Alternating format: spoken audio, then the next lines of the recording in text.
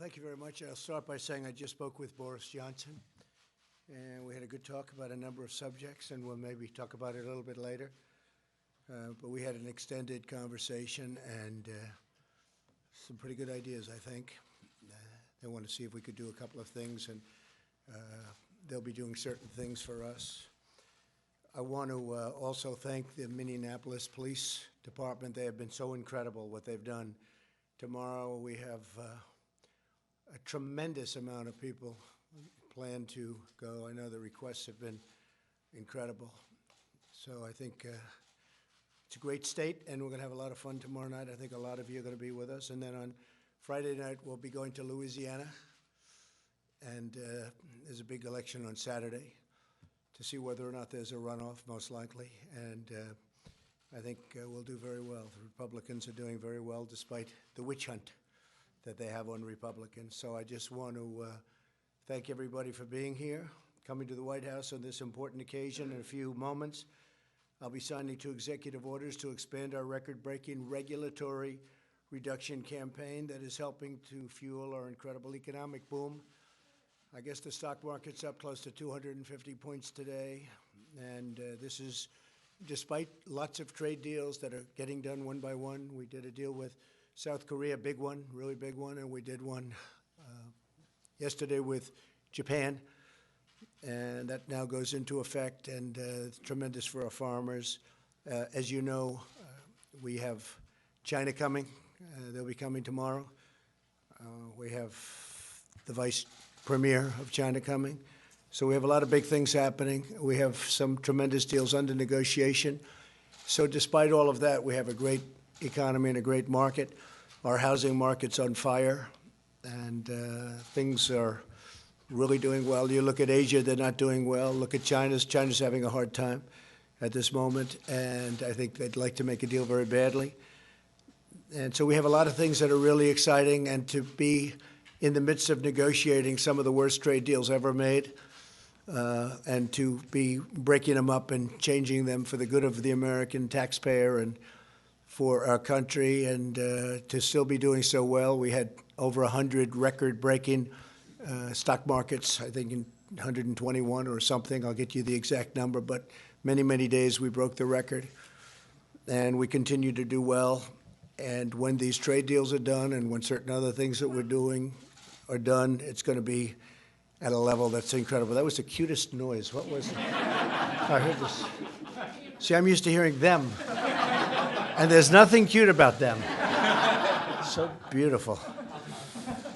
And don't feel bad. He can just do whatever you want. Okay?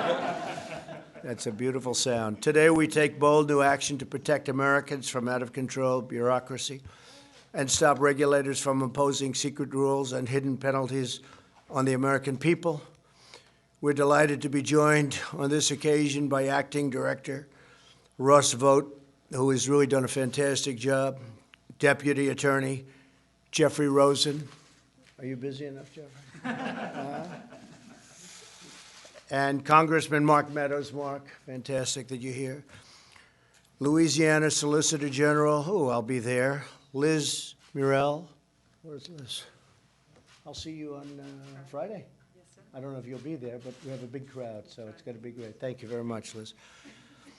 And several other state and local officials, we want to thank you all for being here. For many decades, federal agencies have been issuing thousands of pages of so-called guidance documents, a pernicious kind of regulation imposed by unaccountable bureaucrats in the form of commentary on how rules should be interpreted. All too often, guidance documents are a backdoor for regulators to effectively change the laws and vastly expand their scope and reach. Guidance has frequently been used to subject U.S. citizens and businesses to arbitrary and sometimes abusive enforcement actions. It sounds like they're talking about me. I think they're talking about me. I might have a conflict in signing this deal. Because of these materials and the fact that these materials are too often hidden and hard to find, many Americans learn of the rules only when federal agents come knocking on the door. This regulatory overreach gravely undermines our constitutional system of government. Unelected, unaccountable bureaucrats must not be able to operate outside of the democratic system of government. Wow. Imposing their own private agenda on our citizens. A permanent federal bureaucracy cannot become a fourth branch of government, unanswerable to American voters. In America, the people must always reign. With us today is Andy Johnson from Wyoming, great place, whose family is one of many that suffered from the absurd redefinitions and interpretations of federal bureaucrats. And Andy is here to say a few words. I'd like to hear that, Andy, because I think you might be speaking about me or to me. Thank you very much. Where's Andy? Come on up here with that beautiful baby. Beautiful. That's great. Thank you, Andy. Right. Thank you. Thank you very much. Go ahead, please. Well, thank you for having me today, and my wife, Morgan, and my son, Roan. I work as a welder in Wyoming, and about 5 years ago, when I applied for a stock pond permit for my private property, I had no idea that the EPA would come knocking at my door and threaten me and my family civilly, criminally, and a fine of $37,500 per day. The fines were up to $16 million when Pacific Legal Foundation stepped in and sued the EPA on my behalf and my family. And at that point, the EPA changed their attitude. We were able to come to an agreement.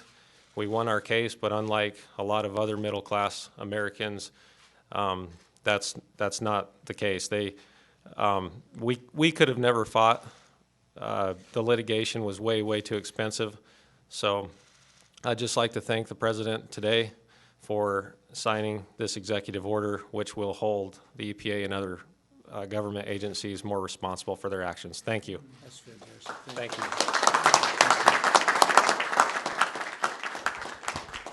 So they had you up to $16 million, but that's peanuts for you, right?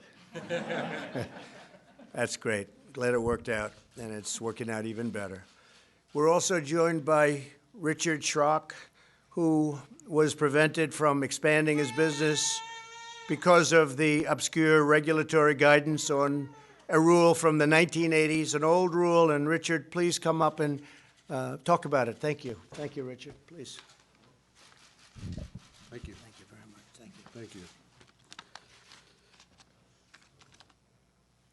Mr. President, I'd like to thank you for the invitation to speak and bringing much-needed attention to the reform to the rulemaking process used by the regulatory agencies. I operate a family-owned business in Fairbanks, Alaska.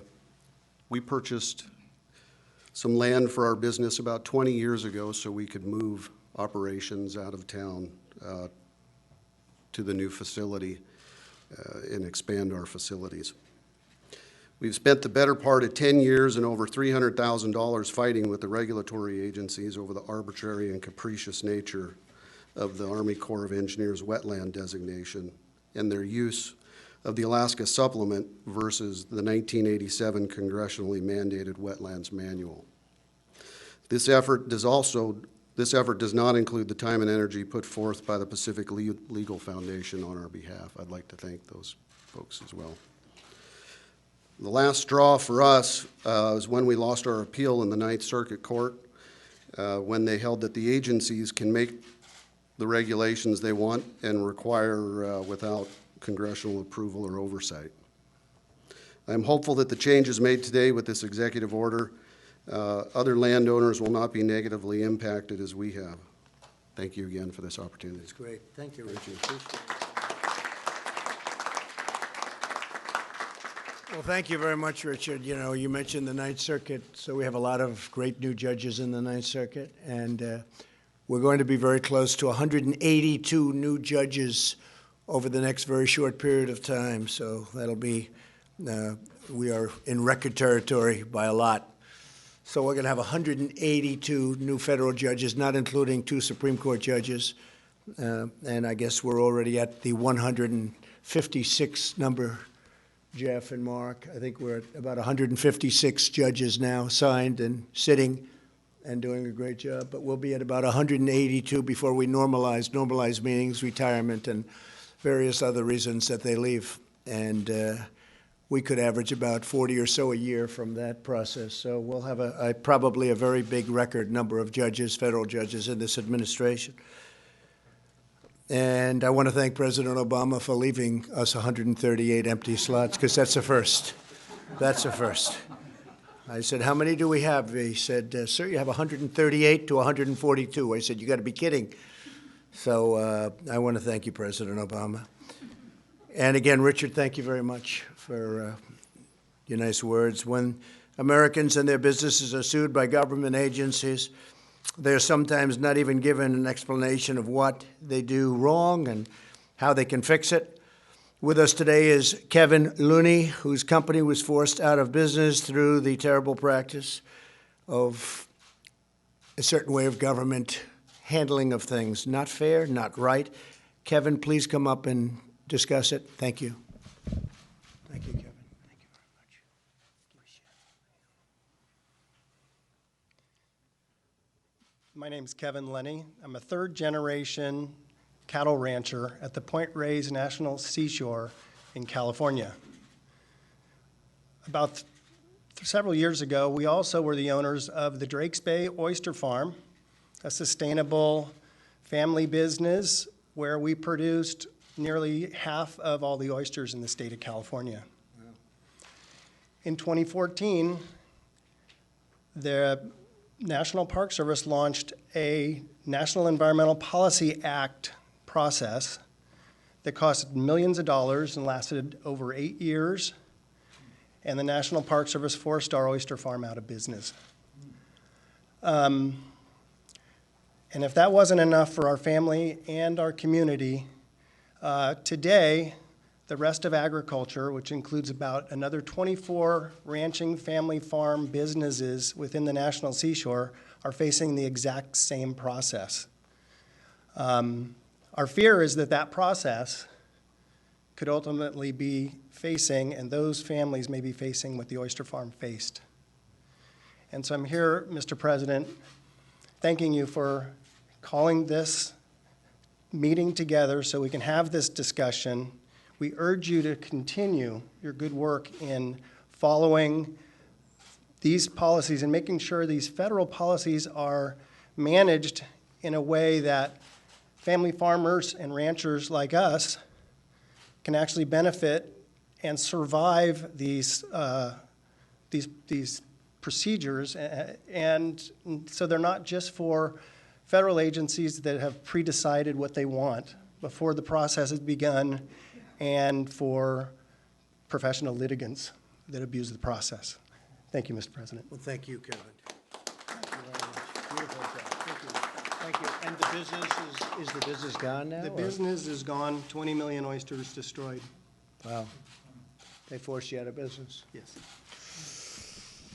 So I have to say, Kevin, I know what you've been through. I read a little bit about it, and I've heard about it also, and it's very sad.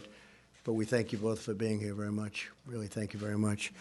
No American should ever face such persecution from their own government, except perhaps your president. Don't feel bad, Kevin. They treated you better than they treat me.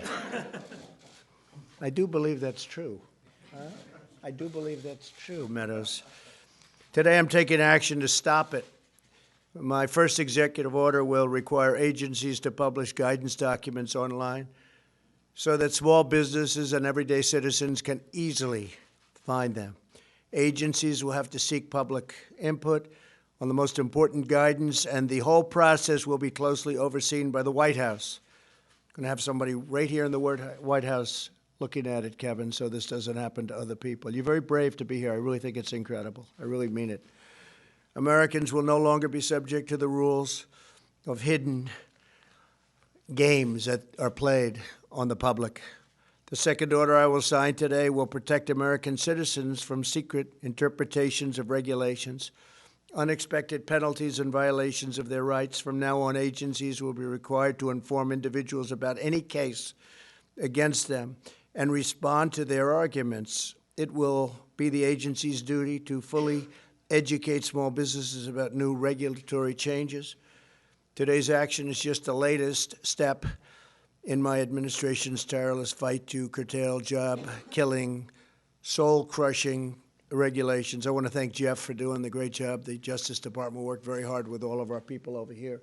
They did a fantastic job, and I want to thank you very much, Jeff. We ended the war on American energy. We're canceling restrictions that devastated American auto workers. We're stopping regulations that micromanaged our great farmers. We're bringing major companies back to our country. They want to be here with a hot economy. We're the place they want to be. And we're reversing the last administration's ridiculous attack on, as an example, incandescent light bulbs. We're also working, as you know, cars are very expensive, far too expensive. And we're going to be able to bring the price of cars down about $3,500, and at the same time make the car a lot more affordable and a lot safer. So we're going to have affordability, safety, and we'll also be getting some of the old cars off the roads because people now have an incentive to buy a new car that's a lot less of a problem from an environmental standpoint. It's really an amazing thing. We're going against California, and they make their cars so light, it's paper mache, and you get in an accident, it's very, very dangerous. So we're coming out with a whole new standard, and I think it's going to be something very special. It's gotten tremendous receptivity. Same thing with the light bulb, the incandescent lights. Aside from the fact you look better, of course, who cares about looks? But you do look better with incandescent. They weren't allowed. And you have the privilege of buying now a much more expensive bulb under the past rules, much more expensive bulb that doesn't have a good-looking light, but maybe very importantly, when the bulb is out and no good, it's literally considered a hazardous waste site because it's all the gases. And if it breaks, you're supposed to bring it to a certain location. And I say, who does that? Nobody. Nobody does. It's very dangerous. So we have, we're allowing people to choose. They can buy a much less expensive bulb that looks better, or they can spend a lot more money on what they were doing, and that's fine too. They might like it. It might last longer, and that's okay.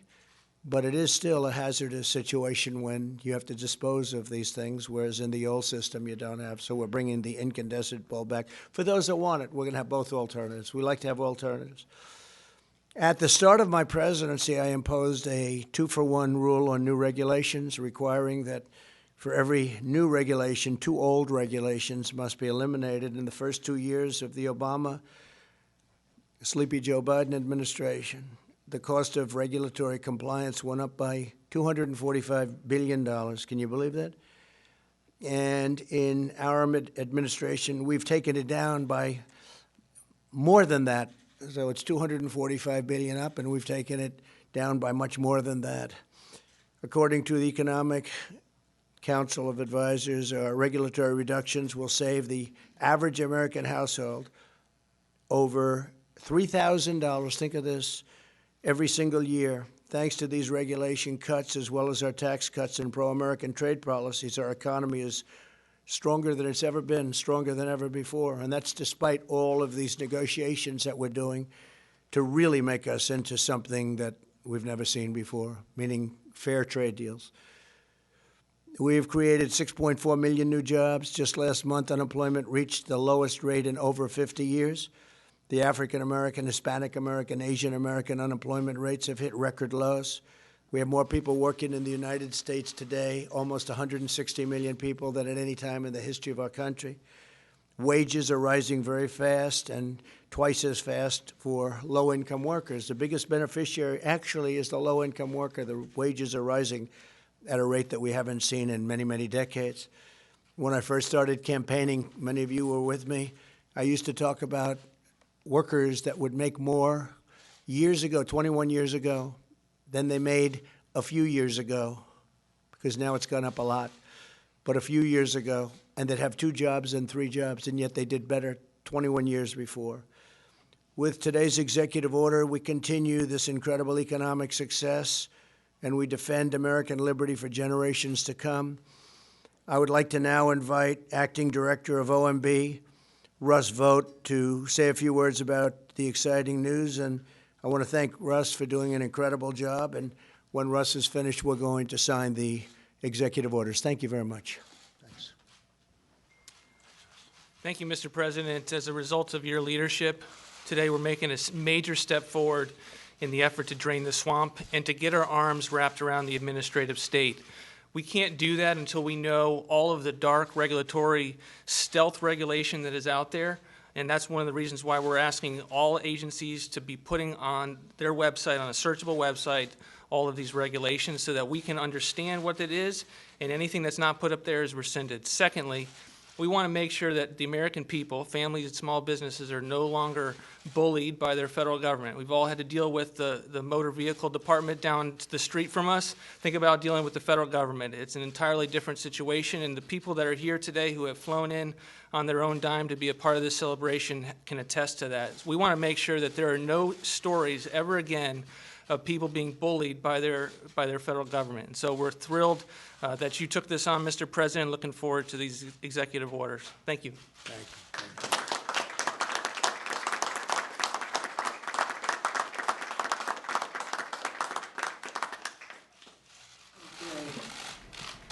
Come on, folks, gather around. Gather around. This is good.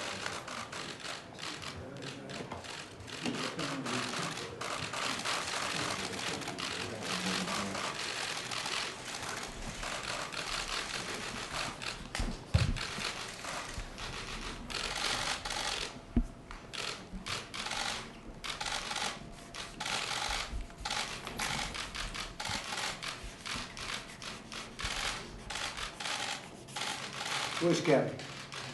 Right here. Come in. I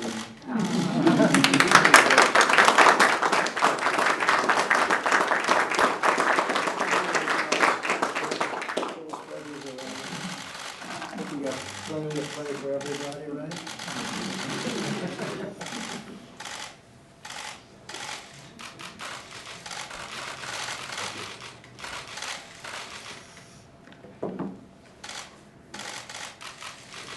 Okay.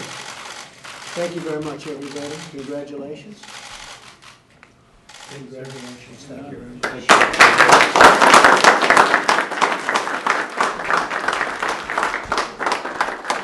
President, are you going to take any action regarding the Turkish attacks in northern Syria? And have the Kurds, as Senator Graham said, been shamelessly abandoned?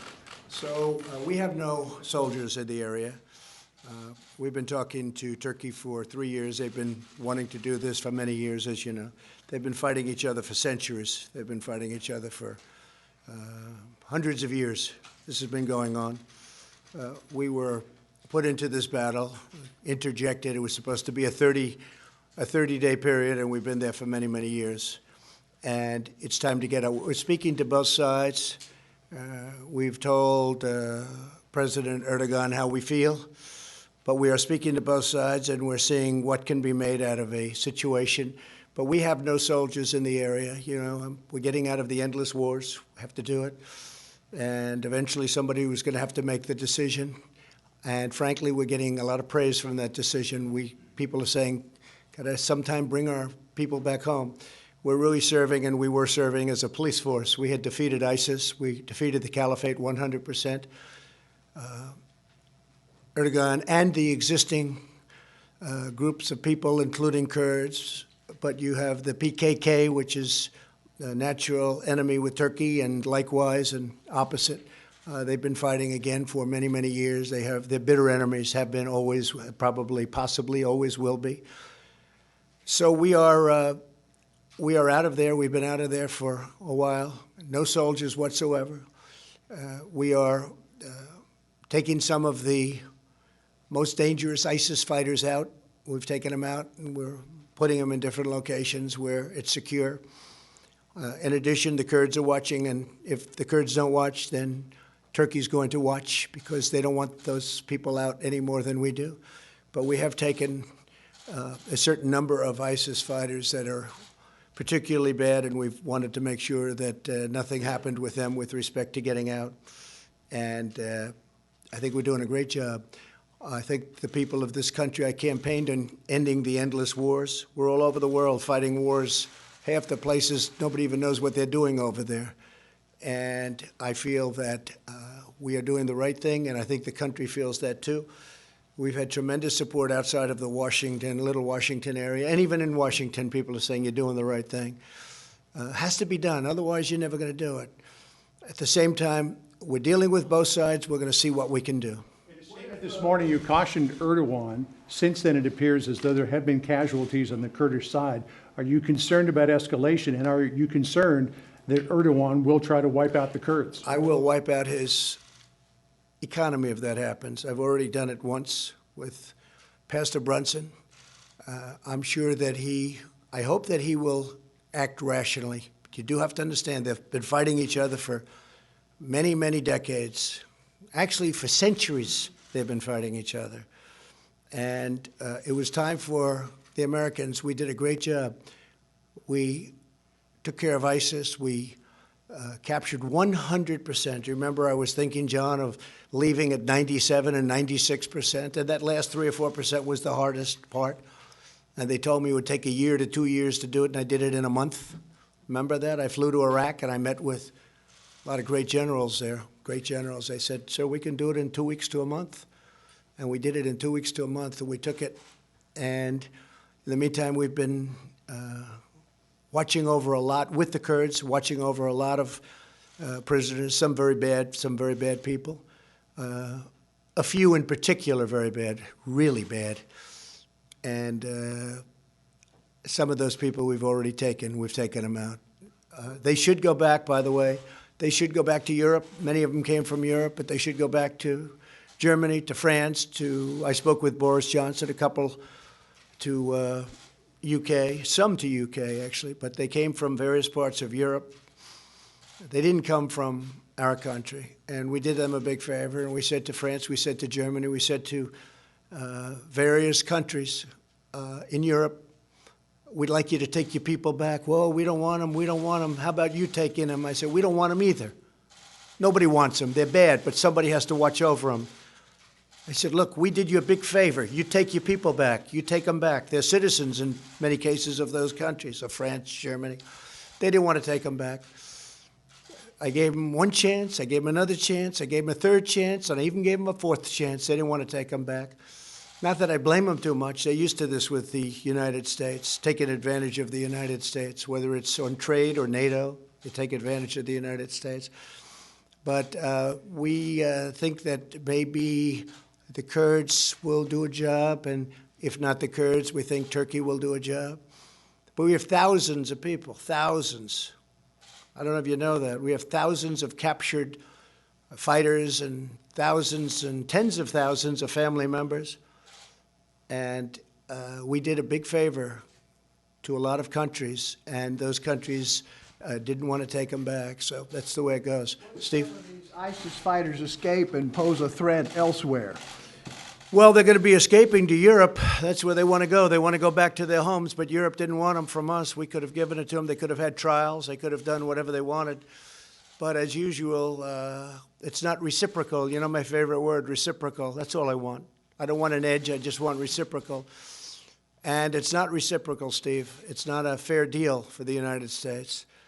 And when President Obama took the PKK, you know, when they bring in PKK, that's a tough deal because that's been a mortal enemy of Turkey. So when you bring them into a partnership, it's a tough situation because it's tough for Turkey. It's probably tough for them. They've hated each other for many, many years, for hundreds of years. I mean, it's amazing when you look at history and you look at culture, but you look at the length of the time and the fighting for so long. So we imposed ourselves into it. And look, I've said it. I said it just yesterday. The single worst country, the United States, if you take a look at, you know, what we're doing with countries and the relationships we have with countries, but maybe putting it a different way, the worst mistake that the United States has ever made, in my opinion, was going into the Middle East.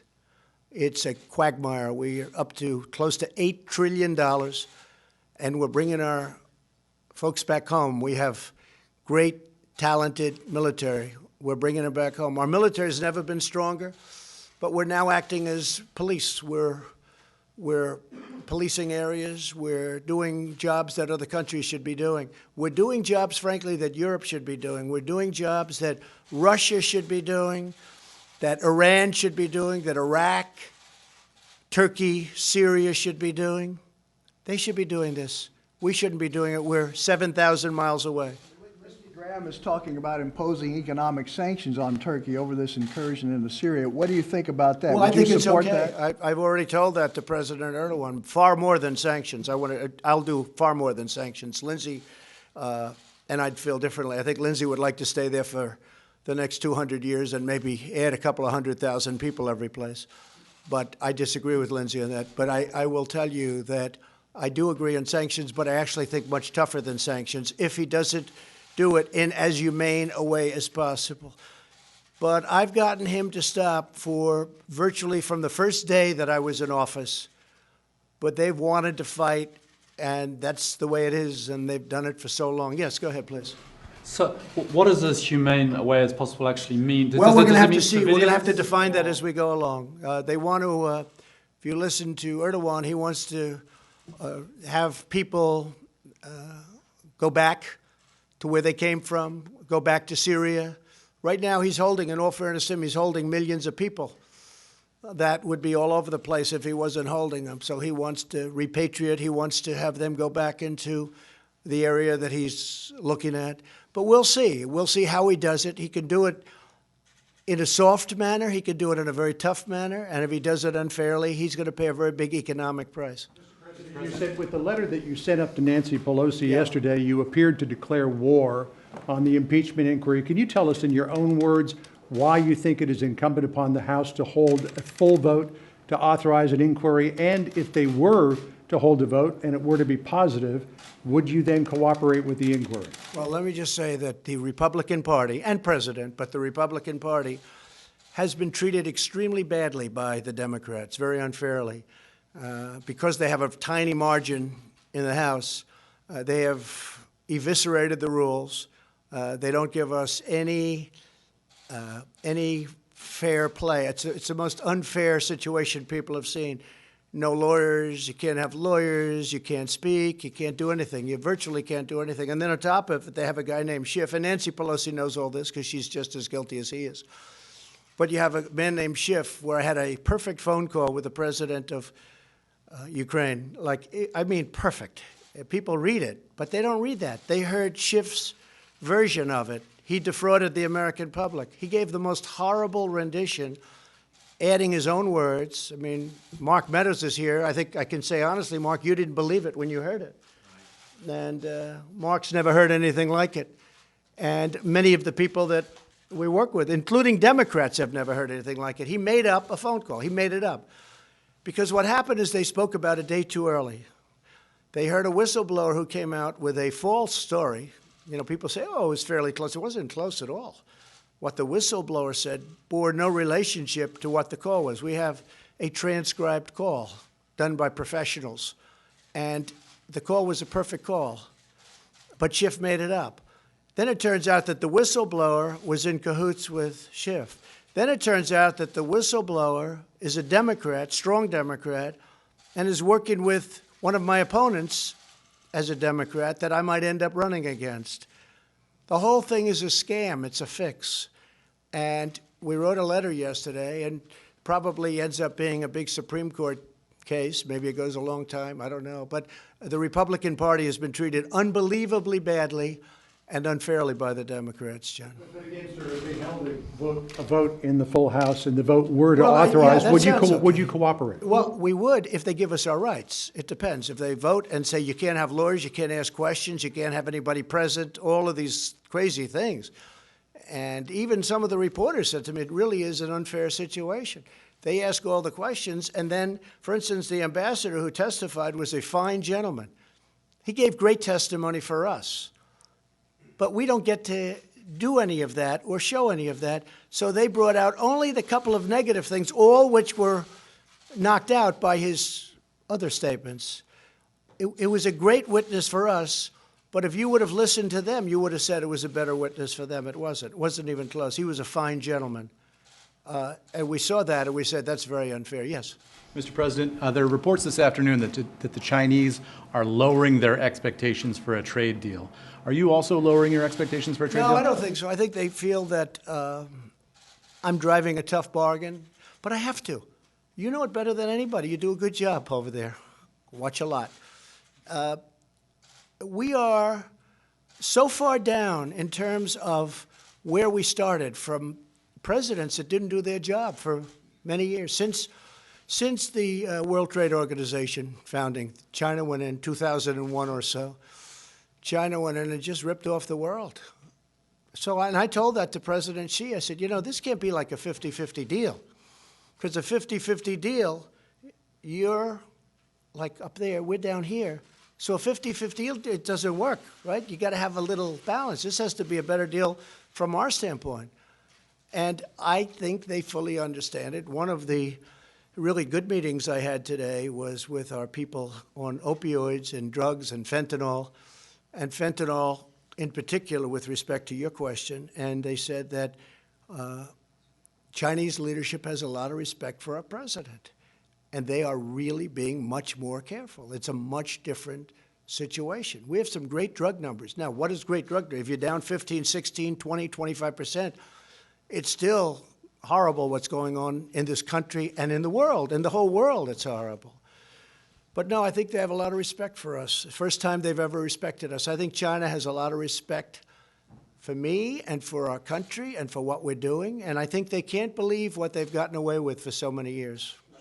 Are the Chinese wrong to be putting pressure on the NBA, sir?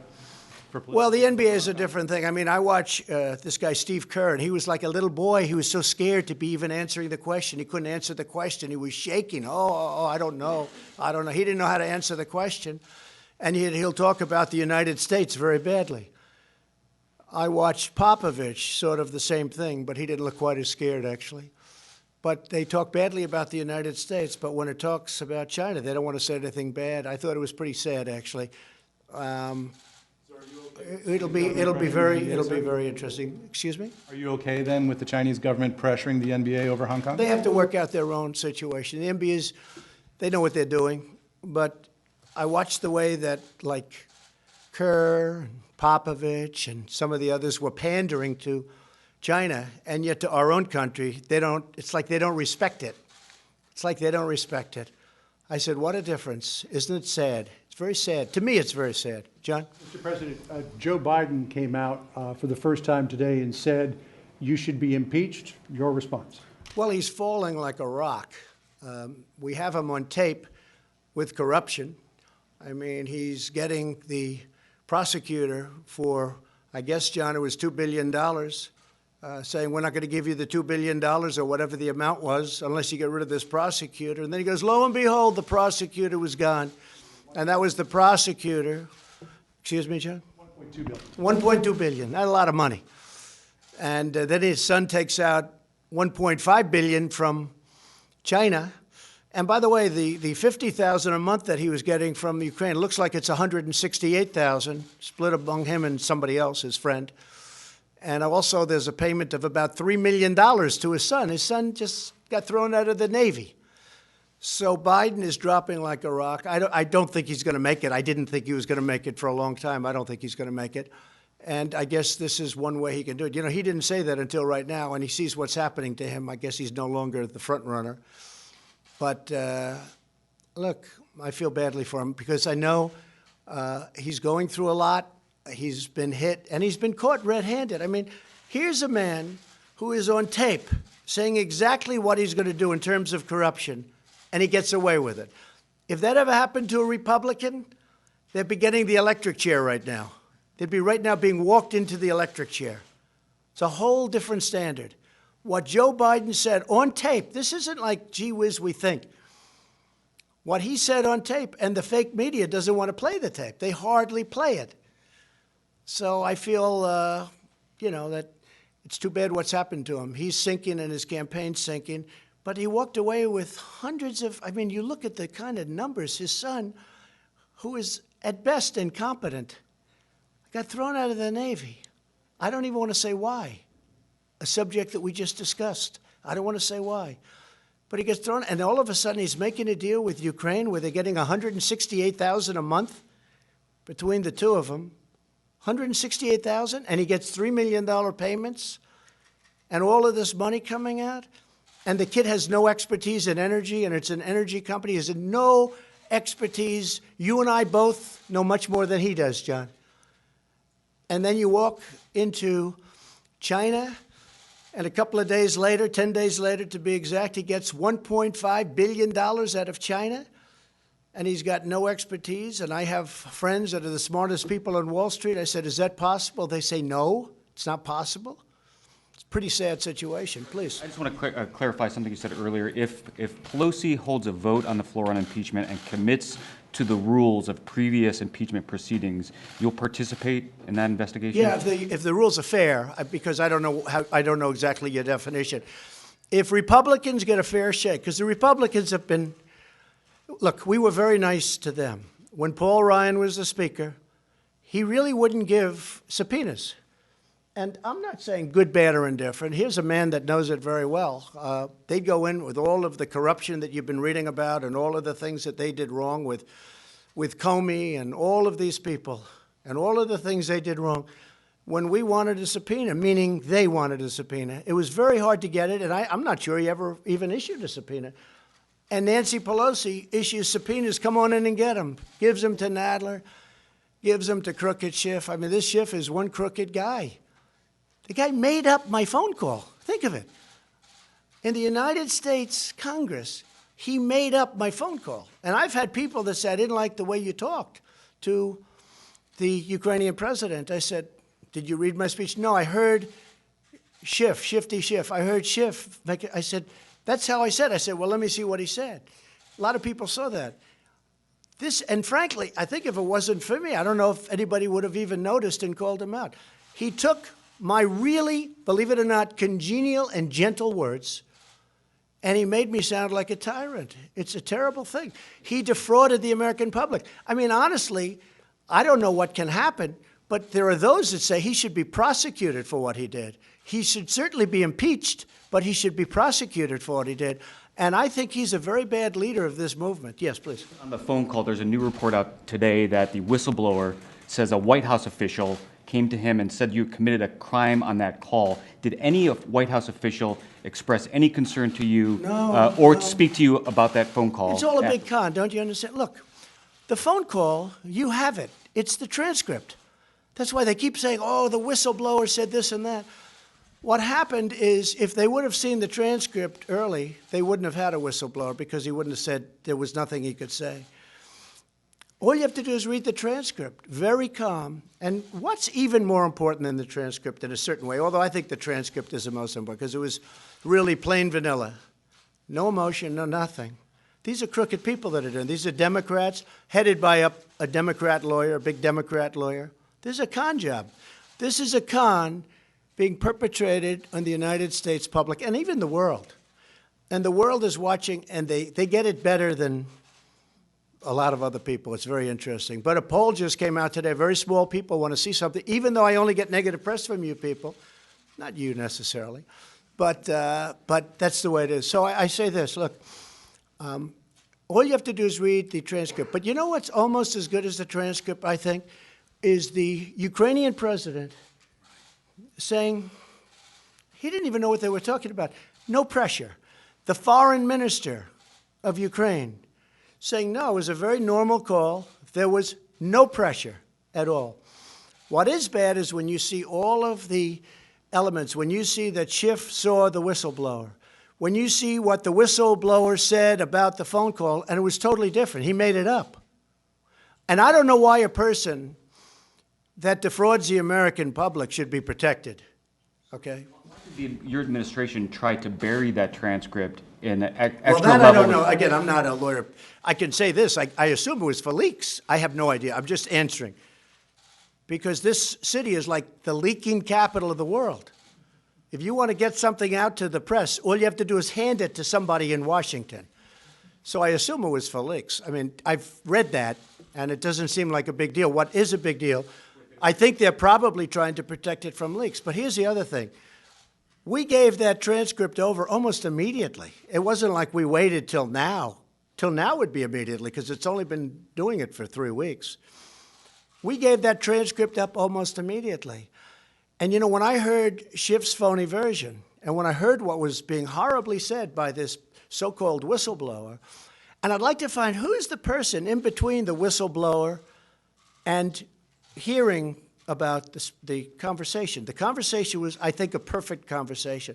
But who's the person giving this information? If that person exists, I'm not sure that person exists. But I think it's important, and I say this to Congress, I think it's important to find out who that person is. Because we could have a spy, and I don't want to have spies when I'm negotiating with China and Syria and all of the countries. If you look at Turkey with Erdogan, I have calls with all these people, and Kim Jong-un. I don't want to have spies in the White House. I want to be free to make calls. I don't think it's fair that somebody interprets a call. He didn't interpret it wrong. I don't mind a misinterpretation. This was a fraud because that call was perfect. And if you read the whistleblower's report, it bore no resemblance to what the call was. Steve? Can we go back to your conversation with Boris Johnson? There was a case involving a car crash involving an American diplomat's wife. Did you bring? We talked about that? it. What did you decide? So what we're going to do, it's a very, very complex issue, as you know, because we're talking about diplomatic immunity, which in itself is quite a subject, right? You people could lecture me on it, I suspect, but it's quite a subject. A terrible accident occurred. The person driving the car, they know who it was, and they have that on camera. A young man was killed on his motorcycle. He was killed. It sounds like instantly killed.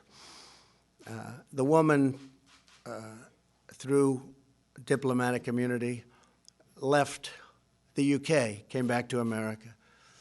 And what I'm going to try and do and see, because I understand where the people from the UK are, and frankly, a lot of Americans feel the same way.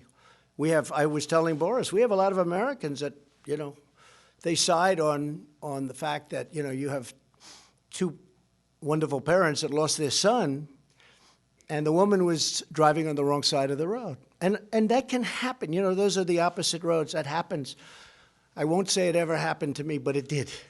When you get used to driving on our system and then you're all of a sudden in the other system where you're driving, it happens. You have to be careful, very careful. So a young man was killed. The person that was driving the automobile has diplomatic immunity. We're going to speak to her very shortly and see if we can do something where they meet. It was an accident. It was a terrible accident. For trial? We're going to speak to her, and we're going to see the person driving the car, the wife of the diplomat. We're going to speak to her and see what we can come up with so that there can be some healing. There's tremendous anger over it. It's a terrible incident. There's tremendous anger. And I understand the anger from the other side very much. President, when you met with Robert Mueller in May of 2017 in the Oval Office, were you, in fact, interviewing him for the position of FBI? And were you aware at the time that he was in the Oval Office that he had had prior conversations with Rod Rosenstein about potentially becoming special counsel? Okay.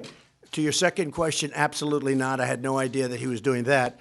To the first question, he absolutely wanted to become the FBI director. And I said, no. I said, listen, you've been there for, I believe it was 12 years.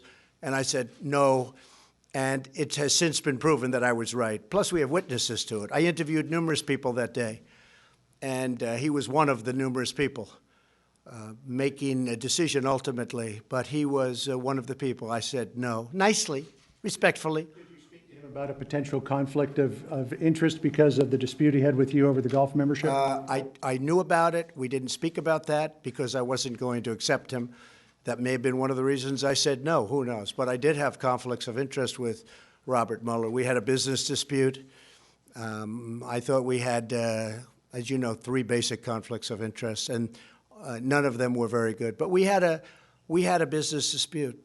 But I thought he was there for 12 years. That was long enough, especially when you saw what happened with the FBI. And you have to understand, nobody respects the FBI more than I do. And I think if you took a vote in the FBI, they'd vote me president right now. A vast, vast majority. And they're great people. I know a lot of them. But your leadership was terrible. Whether it was Comey or Mueller or anybody, I mean, this leadership turned out to be a disaster for this country. When you look at Strzok and Page, when you look at the insurance policy, you know, she's going to win, but just in case she does it, we have an insurance policy. Well, that only means one thing. There's no other interpretation.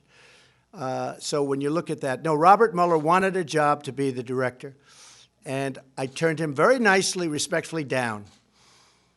The other element of your question, I never heard that until just recently when it's being reported a little bit. Mr. President. Please, go Coming ahead. up with China, are you optimistic that some sort of deal will be reached with Well, these China countries? wants to make a deal. In my opinion, China wants to make a deal more than I do. Okay? But look, I'm very happy right now. We're taking in billions of dollars of tariffs, and despite what the news was saying, there's no inflation. There's not a very big price increase, if any, because they've eaten the tariffs. They've devalued their currency, and they're pouring a lot of money into their system. Now, they've lost 3.5 million jobs, and their chain is breaking up. Their supply chain is breaking up like a broken egg. They want to make a deal. The question is, do I want to make a deal? And the answer would be, if we make the right deal, I'd love to do it. I think it would be a great thing for China also. They seem to be reluctant to make concessions on IP, and that's Well, we'll forced see. I mean, you don't technology. know that. Look, there's so many false reports. Everybody's trying to guess. But there's really only two people that matter on this one, and that's President Xi and myself. We get along very well. I can't imagine he likes me the way he did when I first became president because, you know, it's been a rough time for China. China's gone down many trillions of dollars, and we've gone up many trillions of dollars. I mean, since I've been elected, many, many, many trillions of dollars have been increased the value of, if you call it value, you could call it worth or value of our country. We've increased not just stock market, I'm talking our country. Our economy is bigger, it's stronger. And I believe if my opponent got in, you would have had a tremendous slide. And don't forget, I only look at our numbers from the day after the election because there was euphoria when I got elected. And we picked up a tremendous amount from, let's say, the 9th of November to January 20th when we had the inauguration. And it's been that way ever since. It's been a fantastic thing. But China wants to make a deal very badly. And if we can make a deal, we're going to make a deal. There's a really good chance. There's a really good chance, Steve. Have you spoken at all, Mr. President, to the Attorney General about the coming Horowitz Inspector General's report and/or the Durham report? No, I really am leaving that to the Attorney General, highly respected man, very highly principled man. I did read the Comey report, 78 pages of total kill. And I think it says, frankly, a lot to the Attorney General that he decided not to prosecute on that report, because I think most people reading that report would have done that. That report was horrible for Comey, horrible. But he's a highly principled man, and I'm leaving it up to him. Can you tell us what you said to President Erdogan on Sunday and what he said to you? Did you promise him anything, or did he promise you anything on No, we're Sunday? talking about it. No, but he said, I want to go in, I want to go in. But he's been telling me that for 2.5 years. He's been telling that virtually. He's been saying this for many years before me.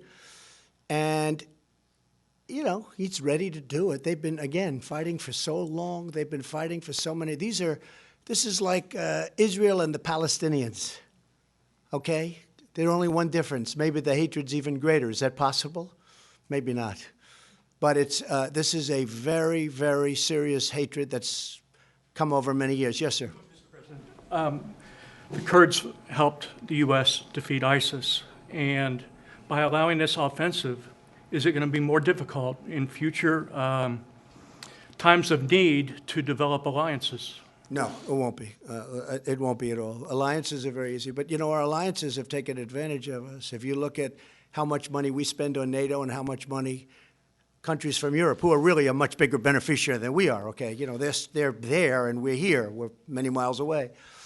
Our alliances, in many cases, have taken tremendous advantage of us. If you look at NATO, I got them to pay $100 billion more. The Secretary General, Stoltenberg, came out with a report recently that because of President Trump, the other countries, 28 countries, so 27, not including us, They paid over $100 billion more because of me, but still, as good as that is, sounds good, it's nothing compared to the kind of numbers you're talking about.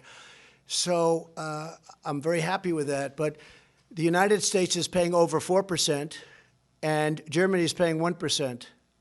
Maybe a tiny bit more, but I actually think the way you calculate it, because you can look at it many ways, it's probably less than 1%. France is paying less than what they're supposed to. Out of the 28 countries, 20 of them are delinquent.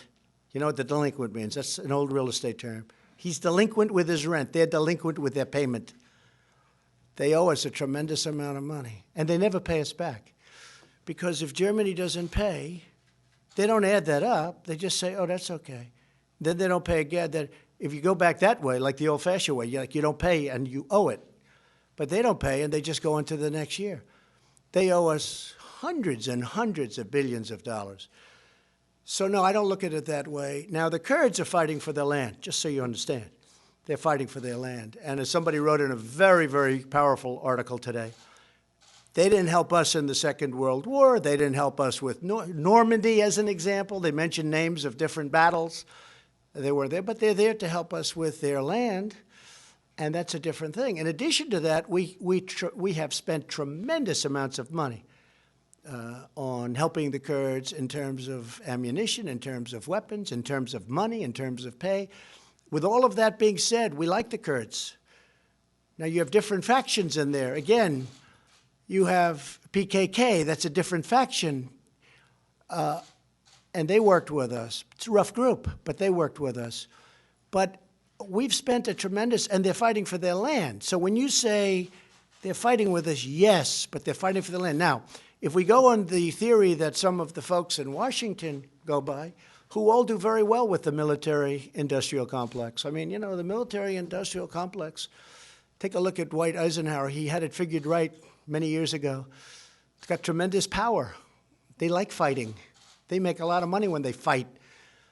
But it was time to bring our soldiers back home. So I see, and I will tell you, the hardest thing I have to do, by far, much harder than the witch hunt, is signing letters to parents of soldiers that have been killed. And it's not only that, in areas where there's not a lot of upside, if there's any upside at all, and in many cases there's only downside. And especially when that soldier was killed in a blue-on-green attack. You know what that is, right? That's where a soldier being trained or whatever turns his gun on an American soldier. Here, son, take your gun. You know how to use it. And he takes the gun and he turns it and he shoots one. We have many of them in Afghanistan, in particular in Afghanistan. The hardest thing I have to do is signing those letters. That's the hardest thing I have to do. And each letter is different. We make each letter different. And last week I signed 5 of them for Afghanistan, 1 in Iraq, 1 in Syria from 2 weeks ago. And sometimes I call the parents. Sometimes I see the parents. I go to Dover when I can, but it's so devastating for the parents that, you know, it's so devastating. When they bring that boy or young woman out of the back of those big, powerful planes in a coffin, and the parents are there. You know, we have people that do that. That's what they do. They work that. They accommodate everybody. That's what they do. They do an incredible job. And I said, the parents seem to be okay. I'll get there early. The parents seem to be okay. Well, actually, sir, they aren't. No, the way they're talking, they're really okay, aren't they? Sir, you never know until the back of that massive cargo plane opens up and they walk down holding a coffin with 4 or 5 great soldiers on each side of it, representing our various forces, that you never know. And then I see it, and I see people that were smiling, oh, Mr. President, thank you for being here, thank you for being here, and I think they're doing great.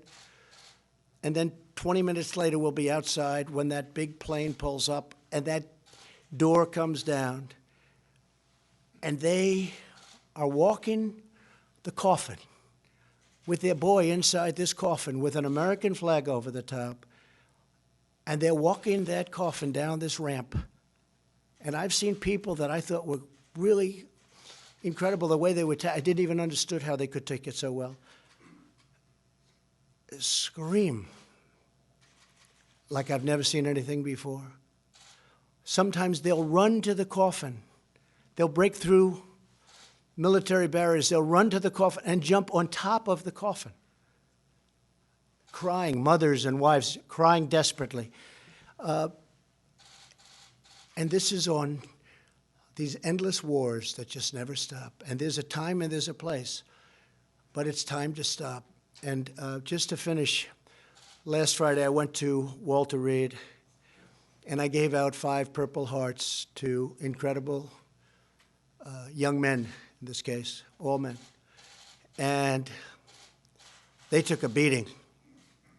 Beautiful people, they took a beating. One couldn't be there because the beating was so great that he was at a totally different part of the world. He lost a leg, he lost an arm. Ryan, he had tremendous damage, beyond even what these young folks went through. But I'll tell you what, for me, it's very hard when I see that. It's very hard. It's easy to talk tough, you know, tough guys, all these tough guys. Let's keep fighting, let's keep fighting. If they had to go to Walter Reed, where they do unbelievable work, I have to tell you, these doctors are unbelievable. You know, it's easy to say, oh, they're the best in the world. I've never seen anything like it. One young man last week had his nose rebuilt, and they said it was in 1,000 pieces. And I said, so where were you hurt? He said, my face, sir, was almost obliterated. I said, you have a better face than I do. He said, sir, I had a doctor who was unbelievable. And they put it together. He said 1,000 fragments. Now, I don't know if that's even possible, but 1,000 fragments. And they put it together. And his father, who was crying, came up to me and said, you're not going to believe this, but my son didn't have a great-looking nose, and now his nose is better. Okay, it's an amazing thing. But when you see these at the Purple Hearts, you see this kind of thing, and I see a lot of it at Walter Reed. And again, the job those doctors and the people do at Walter Reed, it's something to be commended. Thank you all very much. Thank you.